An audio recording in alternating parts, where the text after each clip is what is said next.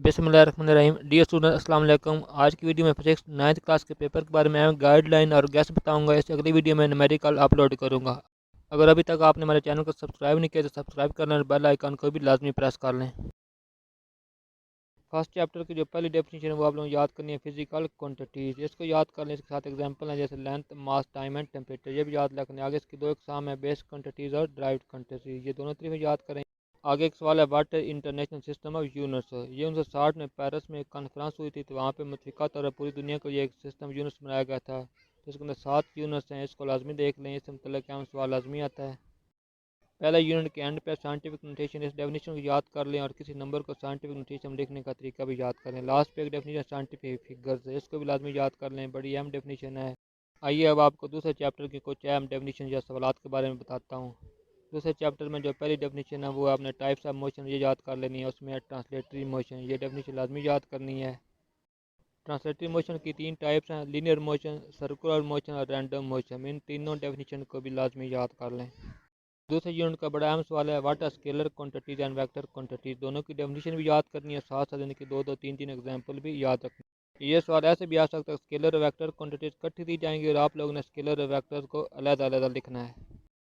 आगे डिस्प्लेसमेंट की डेफिनेशन याद कर लें, उसके साथ वेलोसिटी की डेफिनेशन भी याद करनी है और इसका फार्मूला वी इसको डी और टी याद करना है। साथ इसका यूनिट है मीटर पर सेकंड, ये भी लाजमी याद रख लें।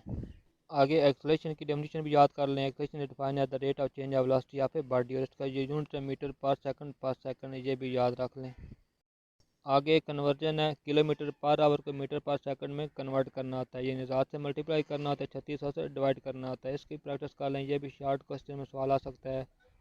दूसरे चैप्टर के आखिर में एक तो गैलीलियो पिसा का मनार, इसको दिन में रख लें और लास्ट पे ग्रेविटेशनल एक्सेलरेशन की डेफिनेशन ये लाजमी याद कर लें। साथ ही जी की वैल्यू 10 मीटर पर सेकंड स्क्वायर है, इसको भी जहन में रख लें। तीसरे यूनिट में आए तो पहली अहम डेफिनेशन है इनर्शिया की, इसको लाजमी याद रखना है और न्यूटन का जो फर्स्ट लॉ ऑफ मोशन उसको इनर्शिया का कानून भी कहते हैं, ये भी आप लोगों ने जहन में रखना है। आगे न्यूटन का सेकंड लॉ है, इसकी स्टेटमेंट को लाजमी याद कर लें और इसका अगर आप फार्मूला कर सकते हैं तो ये भी लाजमी याद कर लें। फार्मूला इसका F is equal to M में।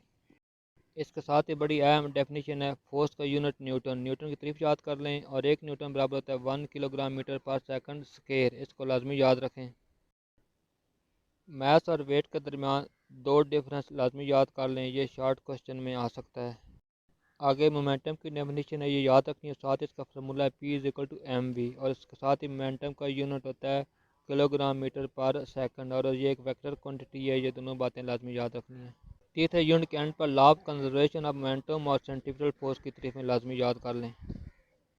चौथे यूनिट की पहली डेफिनेशन है रेजोल्यूशन ऑफ फोर्स या व्हाट आर परपेंडिकुलर कंपोनेंट्स, इन दोनों को देख लें और साथ ही प्रिंसिपल ऑफ मूवमेंट्स की डेफिनेशन को भी लाजमी याद कर लें, बड़ा अहम असूल है, ये लाजमी याद रखें।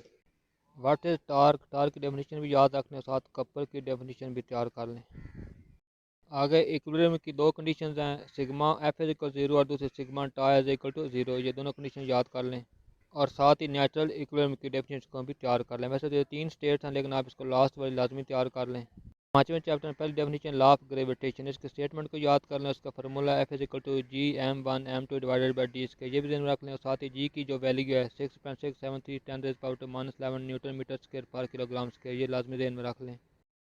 आ गया मैथ ऑफ अर्थ फाइंड करने का फार्मूला, यानी M is equal to G R square divided by capital G. जो मैथ ऑफ अर्थ की वैल्यू निकलती है वो 610 किलोग्राम, ये भी ध्यान में रख लें।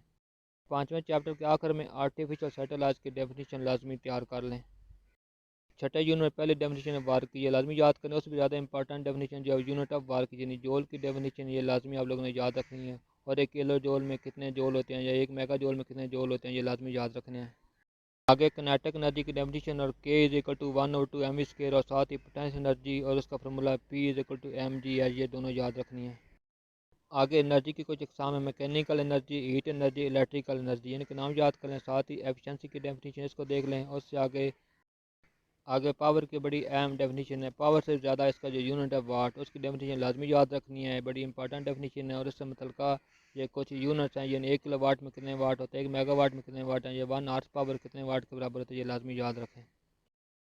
सातवें यूनिट की बात करें तो पहली डेफिनेशन डेंसिटी की, इसको लाजमी याद करें। उसका जो फार्मूला है मास डिवाइडेड बाई वॉल्यूम, ये याद रख लें। साथ ही प्रेशर की डेफिनेशन है, उसका formula P is equal to F और ये याद रख लें और आगे पास्कल का लॉ है, इसको लाजमी याद कर लें। इसके साथ ही अर्चिमीदेस का कानून है, ये भी लाजमी याद रखें। सातवें यूनिट के एंड पे इलास्टिसिटी, स्ट्रेस वगैरह की डेफिनेशन लाजमी याद करनी है। उसका लॉ बड़ा इंपॉर्टेंट है, इसको लाजमी याद रखें। उसके साथ ही यंग्स मॉडुलस, उसका फार्मूला भी याद रखें, उसकी तरीफ भी याद कर लें।